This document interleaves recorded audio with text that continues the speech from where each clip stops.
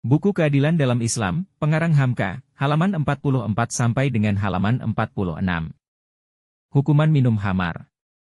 Dalam Islam pun ada hukuman bagi orang yang mabok lantaran minum khamar. Hukuman ini telah dilakukan di zaman Nabi dan sahabat.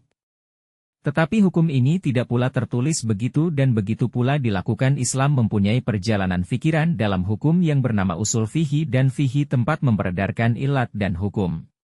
Seorang yang dengan sengaja meminum barang yang memabukkan lalu pergi ke muka orang banyak dalam keadaan mabok harus dihukum dengan dipukul sekian kali. Terjadi pertukaran fikiran di antara ulama Islam, apakah dera yang dilakukan kepada yang mabok itu suatu hukuman atau suatu ajaran. Dalam fihi dibincang panjang lebar bahwasanya hukum itu bukanlah suatu hukuman dengan arti hudud, melainkan ajaran dengan arti ta'zir. Terdapat seorang mabok di tengah jalan lalu ditangkap, belum boleh dihukum melainkan diselidiki lebih dahulu. Mengapa dia mabok? Tahukah dia bahwa yang diminumnya itu khamar yang memabokkan, atau adakah dia dipaksa oleh orang lain meminumnya, atau apakah dia tertipu diminumnya khamar padahal dia tidak tahu? Dihukumkah seorang yang minum khamar sebanyak-banyaknya lalu mabok semabok-maboknya tetapi dia berbenam saja dalam kamarnya? Beribu jilid kitab fihi membicarakan hukum ini. Meskipun sebahagian besar tidak dapat dipakai lagi, tetapi dia sudah menjadi bukti bahwa pikiran sarjana-sarjana hukum dalam Islam bukanlah terhenti begitu saja melainkan berjalan dan menyelidik juga. Hukum ta'zir ini akan tetap dipertahankan, dan jika berdiri suatu negara Islam di zaman sekarang sebagai di Pakistan, namun hal khamar ini akan tetap juga dibenci. Meskipun hukumnya belum akan dapat dipertahankan dan dilakukan sekarang, namun dia tetap jadi cita-cita negara Islam pun bukan tercapai dalam satu hari. Apatah lagi di zaman sekarang ini, karena seluruh dunia ini dipengaruhi oleh peradaban barat dan kaum muslimin sedang kalah, maka peminum khamar yang dipandang satu kehinaan dalam Islam oleh barat dipandang satu kemegahan. Khamar beredar di mana-mana, khamar tanda persahabatan, khamar tanda penghormatan, dan khamar beredar dari bibir ke bibir. Ahli-ahli diplomatik setengahnya merasa dirinya kurang harga kalau dia tidak pandai meminum khamar. Di zaman Jepang minum sakei adalah pembangkit keberanian, akan pergi perang haruslah minum sakei. Di Rusia adalah vodka menjadi pembangkit keberanian. Orang Arab di zaman jahiliyah pun dengan khamar membangkit keberanian. Di Eropa khamar menjadi pemanaskan badan. Tetapi bagi orang yang beriman, khamarnya ialah ingatnya akan Tuhannya. Dia mabok karena cinta akan Tuhan, dan dia bersedia mati syahid karena mempertahankan kebenaran Tuhan. Bila mana umat Islam telah sadar akan ajaran agamanya dan ketinggian ajaran itu, dia tidak lagi akan merasa bangga dan megah melanggar perintah Tuhannya. Hukum perampok. Perampok, penyamun, pembegal, penjegal, garong, semuanya adalah beberapa kalimat dalam arti jang satu-satu perusak keamanan umum. Demikian juga perompak lanun di lautan.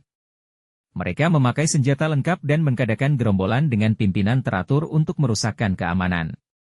Di dalam Quran perbuatan mereka dinamai memerangi Allah dan Rasul-Nya dan berusaha hendak merusak di bumi.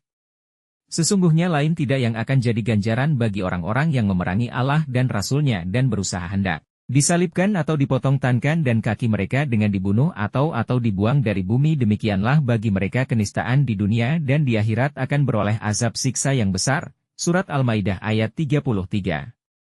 Terhadap kepada mereka hendaklah dilakukan 4 tingkat hukum: bunuh terus, 2 salibkan di muka umum, 3 potong pergelangan tangannya dan kakinya dengan gergaji, yaitu jika tangan kanan hendaklah bersama kaki kiri dan jika tangan kiri hendaklah bersama kaki kanan.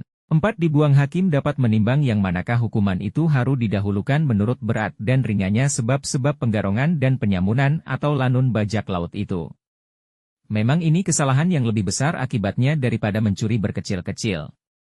Mereka memerangi Allah dan Rasul, menghilangkan ketentraman, mengusut perhubungan lalu lintas, sehingga berhenti gerak kehidupan dan angkut-mengangkut dari satu daerah ke daerah lain, dari satu pelabuhan ke pelabuhan lain. Keuntungan yang halal dari rakyat jatuh ke tangan mereka. Biasanya sangatlah kejam golongan ini, memandang ringan harta benda dan jiwa sesamanya manusia. Maksud untuk menciptakan keamanan dan pemerintahan yang teratur menjadi terhalang lantaran perbuatan mereka.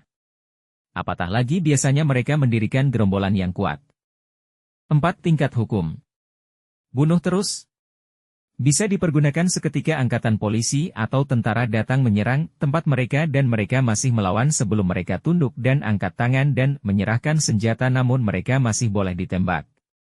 Jika mereka menyerah lalu dihadapkan ke muka hakim diselidiki satu persatu. Tentu ada biang keladinya kesalahan yang sangat berat dapat dilakukan hukum dengan disalibkan di kayu palang sampai mati dan ditontonkan di hadapan orang ramai sebagai kepala rampok yang berbahaya, kepala dan garong atau kepala bajak laut. Di bawahnya tentu ada pengikut-pengikut yang tertarik menjadi pengikut gerombolan itu karena rakus dan nafsu jahat dan loba akan harta yang tidak halal. Mereka ini adalah kaki tangan daripada pemimpin-pemimpin garong yang memerangi Allah dan Rasul itu. Bagi mereka dapat dikenakan hukum potong tangan dan kaki dengan berginjal itu.